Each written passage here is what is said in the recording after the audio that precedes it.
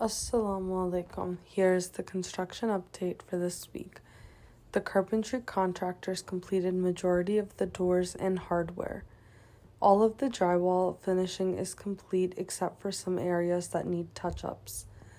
Most ceiling border tiles were cut and installed. The plumbing contractor installed the mop basins and completed the water connections and hot water heater. All water is on in the building. The sprinkler contractor completed all work except for 2 missing hats in the stairwell, and we need 1 upright installed in the outdoor storage room, and then we will be ready for the hydro test.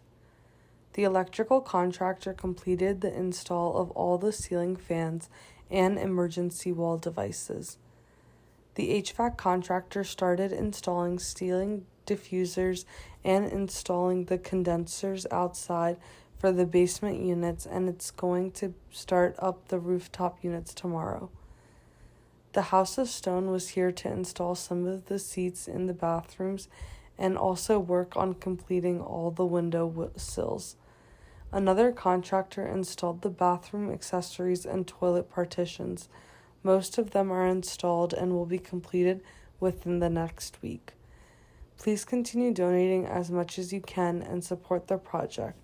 Jazakallah khair for your support.